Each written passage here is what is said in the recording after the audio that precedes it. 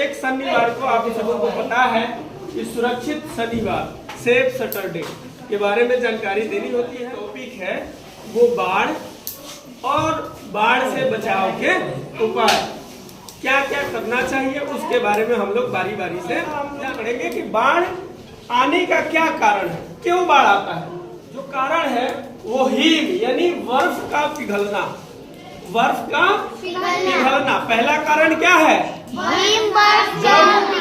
जब पहाड़ों पे है ना, पहाड़ों पे बर्फ जो ढका हुआ रहता है, जमा रहता है, जब वो एकाएक पिघलने लगता है तो नदियों में बड़े तूफान के साथ बाढ़ आ जाती है। दूसरा कारण है तेज वर्षा। अगर लंबे समय तक अगर तेज वर्षा होते रहेगा तो क्या होगा, तब भी बाढ़ आएगा। तीसरा कारण है तटीय क्षेत्रों में आने वाला तूफान। जो तटीय क्षेत्र मतलब जो हमारा भारत है उसका जो तटीय क्षेत्र वह क्षेत्र कहलाता है जो समुद्र से लगा हुए क्षेत्र कहते हैं, ठीक है। तो तटीय क्षेत्र पे अगर तूफान एक तूफान आता है तो उससे भी बाढ़ आने की संभावना रहती है। चौथा कारण है बादल फटना, है ना। अभी हाल फिलहाल में तुम लोगों ने सुना है कि उत्तराखंड राज्य का नाम सुना है ना तुम लोग। उत्तराखंड में बादल फटा और बाढ़ के चपेट में वहां के लोग आए तो कितने लोग मर भी गए हैं, ठीक है।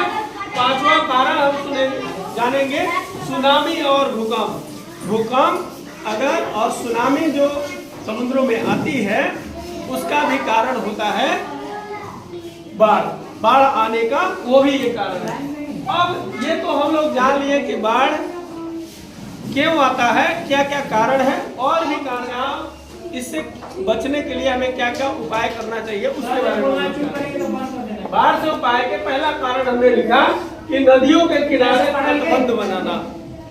जो नदियां हैं उसका तटबंध मजबूत बनाएंगे तो जब उसमें पानी आएगा बाढ़ का तो वो टूटेगा नहीं और नागरिकों का, मवेशियों का, सबके जान माल का खतरा नहीं रहेगा।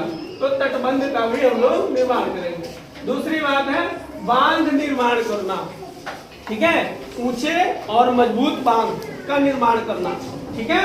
बांध मजबूत नहीं रहेगा, बांध टूट जाएगा, तब क्या होगा, नदियों के पानी जो है गांव में, शहरों में प्रवेश कर जाएंगे और वहाँ के नागरिक, वहाँ के लोग है ना परेशान हो जाएंगे।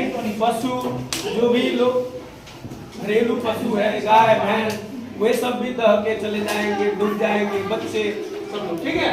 तो इसलिए बांध का भी निर्माण हमें करना चाहिए।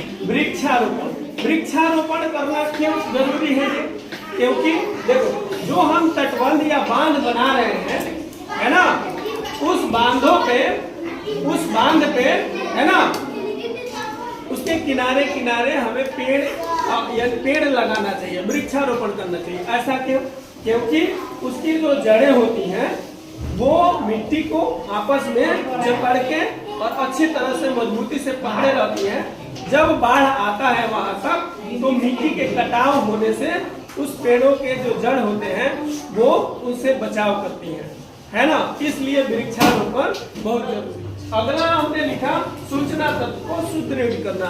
सूचना तंत्र यानी प्रशासनिक सूचना, है ना, या मौसम विभाग की जो सूचना हम रेडियो पे या किसी भी सोशल मीडिया के माध्यम से, अखबार से जो हम लोग सुनते हैं, वहाँ पे जो भी सावधानी बरतने के लिए कहा जाता है उसको हम लगातार सुनते रहेंगे। मौसम विभाग की जो भी सूचनाएं हैं उसको सुनेंगे और जैसा कहा जाता है उस तरह की सावधानी को हम लोग बरतेंगे।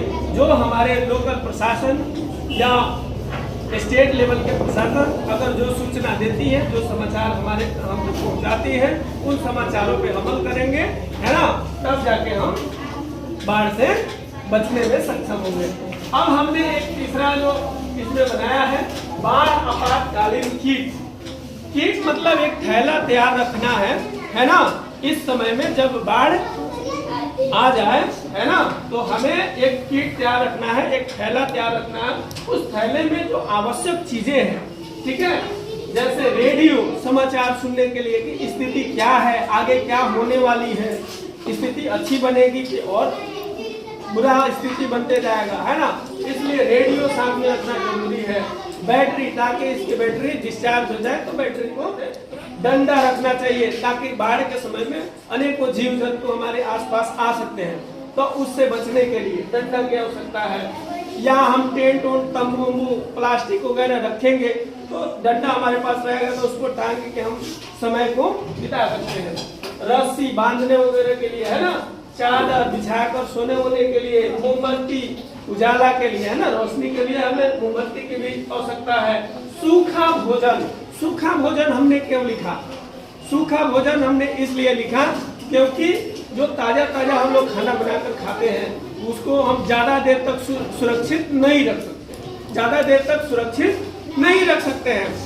आज बनाएंगे, सुबह शाम या कल होते होते वो खराब हो जाएगा, है ना, उसमें फंगस आ जाएंगे, खराब हो जाएगा, है ना। तो हमें सूखा भोजन रखना चाहिए। सूखा भोजन में क्या रखना चाहिए?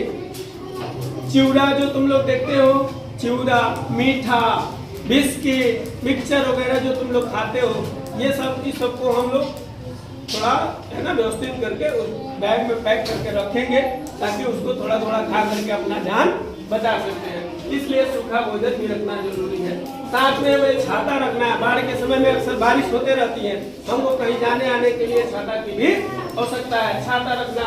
रुपया पैसा अगर बाढ़ में टूट जाता है, बाढ़ आ जाते हैं गाँव तक, तो घर बह जाता है, तो हमारे घरों में जो भी रुपया पैसा है उसको भी हम लोग संजो करके अपने किट में सुरक्षित रखेंगे। गहने हैं, पानी पीने के लिए साफ पानी, स्वच्छ पानी रखना भी बोतल में जरूरी है। दवाइयाँ, है ना, उस समय में जो होने वाली बीमारियां हैं तो उसके लिए जो भी दवाइयाँ उपयुक्त हैं डॉक्टर से सलाह लेकर के हमें अपने आपातकालीन किट में रखना आवश्यक है। तो क्या आप लोग अब बताएंगे कि बाढ़ आने का क्या कारण क्या है, बाढ़ से बचाव के उपाय क्या हैं, और हमारे आपातकालीन किट में क्या क्या वस्तुएं तैयार करके रखना चाहिए। इन सारी चीजों की जानकारी आप लोगों को समझ में आई अच्छे से? तो क्या आप लोग ये सब सावधानियां बरतेंगे? गुड, एक बार जोरदार ताली बजाओ।